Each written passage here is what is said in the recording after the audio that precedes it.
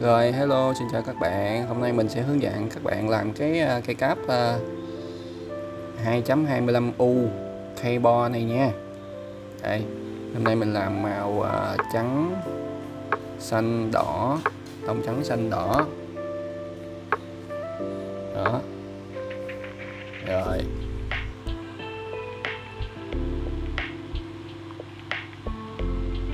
Đó, có cạch giống gì nè. Rồi bắt đầu làm nha. Trước tiên là pha keo, pha màu. Sau khi mình pha keo xong mình sẽ pha màu nha. Keo này mình sử dụng loại keo là tỷ lệ là 3A1B. Rồi khuấy pha xong, coi mấy cái clip trước mình có hướng dẫn cách pha keo nha các bạn. Đây, một ít màu thôi. Cái này là tinh màu nha, cho nó đậm đặc lắm. Rồi cho ít màu, sau đó mình đánh lên. Cái này mình làm không nhiều cho nên mình sử dụng keo ít thôi nha các bạn, sử dụng vừa đủ thôi. Rồi tiếp theo là màu xanh dương.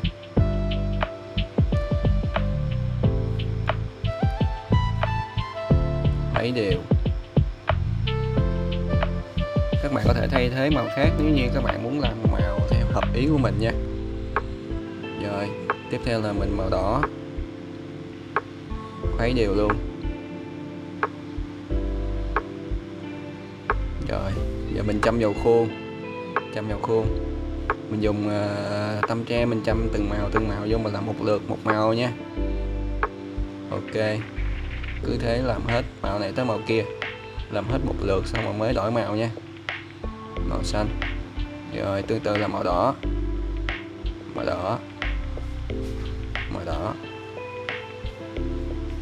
Ok, đó mình làm qua một lượt một màu vậy đó. Rồi mình để cho nó chờ nó khô cứng rồi nha. Mình để đây chừng khoảng 6 đến 10 tiếng là bắt đầu đổ cái lớp đế. Mình cũng pha keo. Phần này tốn keo hơi nhiều nên mình pha hơi nhiều. Pha keo hơi nhiều cũng như vậy, cũng dùng màu trắng đánh lên. Rồi mình dùng pipette mình bơm vô khuôn nha, bơm đều vô.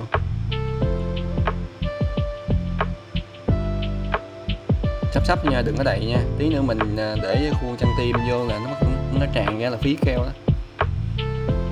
Lưng thôi. Rồi sau đó mình úp cái khuôn trang tim xuống, úp từ từ chứ đừng có úp thẳng xuống nha, mình úp nghiêng á để tránh bọt khí. Sau đó mình dùng mắt mình nhìn từ trên xuống, sao cho bốn cạnh nó là song song với nhau là được, không là nó sẽ bị lệch, là hư, là nó gắn vô cái bàn phím bị lệch kỳ lắm. Rồi đợi cho 24 tiếng sau mình sẽ tháo khuôn nha. Đó. Rồi sau 24 tiếng thì nó bắt đầu đông khô, tháo khuôn. Đây là thành quả. Đó, ok la không? Ok la luôn, tuyệt vời. Rồi bây giờ mình đi cắt ba vớ nha. Sau khi mình tháo xong rồi mình cắt ba vớ. Sau 24 tiếng thì keo của mình, loại keo của mình nó còn hơi dẻo dẻo nha, cho nên nó cắt nó dễ lắm.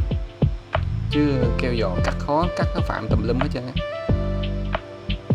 Rồi sau 24 tiếng thì keo nó còn hơi dẻo dẻo cho nên cắt nó mềm, nó dễ cắt lắm.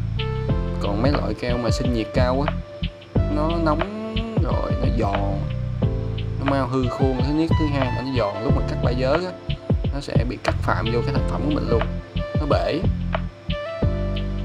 uổng lắm. Rồi mình cắt hết, cắt 4 góc này luôn, cắt hết.